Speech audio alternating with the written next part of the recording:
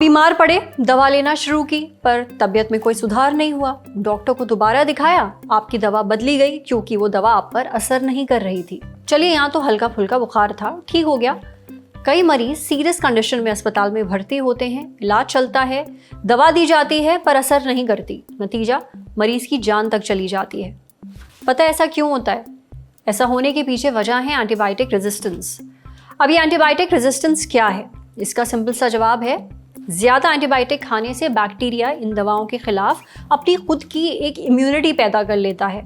इसलिए ये दवाएं शरीर पर असर नहीं करती और इन्फेक्शन ठीक नहीं होता।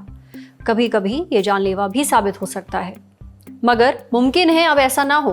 एंटीबायोटिक रेजिस्टेंस की वजह से हो रही मौतों को रोका जा सकता है। भारत की एक फार्मास्यूटिकल कंपनी है वॉकहार्ट, इसने एक एंटीबायोटिक दवा बनाई है, नाम है जेनिक। इसे खासतौर पर ग्राम नेगेटिव बैक्टीरिया से निपटने के लिए तैयार किया गया है।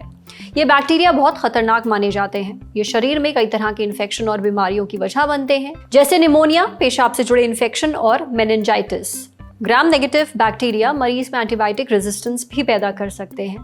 एंटीबायोटिक रेजिस्टेंस की वजह से दुनिया भर में लाखों लोगों की जान जाती है। द लैंसेट जर्नल में छपे एक स्टडी के मुताबिक हर साल करीब 50 लाख लोग एंटीबायोटिक रेजिस्टेंस की वजह से मारे जाते हैं। प्रिंसटन यूनिवर्सिटी में सीनियर रिसर्च स्कॉलर और एंटीमाइक्रोबियल रेजिस्टेंस पर लैंसेट की सीरीज के को ऑथर हैं प्रोफेसर रामानन लक्ष्मी नारायण। उनके मुताबिक साल 2019 में भारत में 10,43,000 से ज्यादा मौतें एंटीमाइक्रोबियल रेजिस्टेंस की वजह से हुई थी। क्या जेनिक मरीजों में एंटीबायोटिक रेजिस्टेंस का रिस्क घटा सकती है, इतनी सारी जानें बचा सकती है? कैसे? ये हमने समझा वॉकहार्ट हॉस्पिटल के इंटरनल मेडिसिन डिपार्टमेंट में कंसल्टेंट डॉक्टर हनी सावला से। डॉक्टर हनी बताती हैं कि जेनिक एक कॉम्बिनेशन ड्रग है। इसे सेफेपाइम और जिडेबैक्टम को मिलाकर तैयार किया गया है। इस वजह से ये एंटीबायोटिक रेजिस्टेंस मैकेनिज्म पर दोहरा वार करती है। जेनिक में मौजूद सेफेपाइम एक एंटीबायोटिक है। यह बैक्टीरिया के सेल वॉल पर हमला करता है, यानी बाहरी परत पर।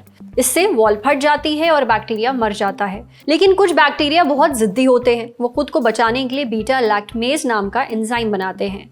ये एंजाइम सेफेपाइम जैसी दवाओं को तोड़ देता है, जिससे दवा बेअसर हो जाती है। यहीं पर सेफेपाइम का बेस्टी बनकर आता है जिडेबैक्टम। ये थोड़ा स्पेशल टाइप का एक एंटीबायोटिक है। ये बीटा लैक्टमेज इनहिबिटर या इनहैंसर की ही तरह काम करता है। कई मीडिया रिपोर्ट्स में ये दावा किया गया है कि जेनिक से इलाज करने पर मौजूदा एंटीबायोटिक्स की अपेक्षा में लगभग 20% ज्यादा मरीज ठीक होते हैं। वहीं इसके क्लिनिकल ट्रायल्स से भी कई चीजें पता चली हैं। वॉकहार्ट के मुताबिक गंभीर रूप से बीमार जिन 30 मरीजों को जेनिक एंटीबायोटिक दी गई, जिन्हें जानलेवा ड्रग रेजिस्टेंस इन्फेक्शंस थे, वो सारे मरीज पूरी तरह ठीक हो गए।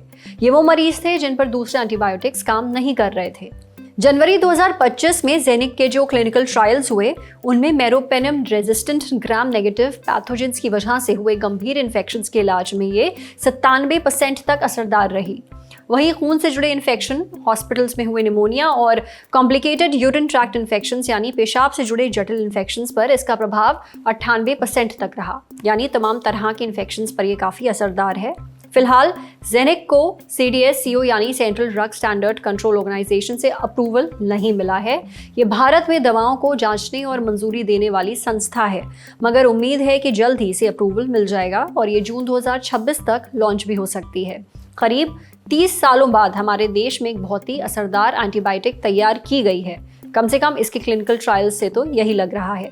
इसलिए आम लोगों के साथ साथ डॉक्टर्स को भी इससे काफ़ी उम्मीदें हैं।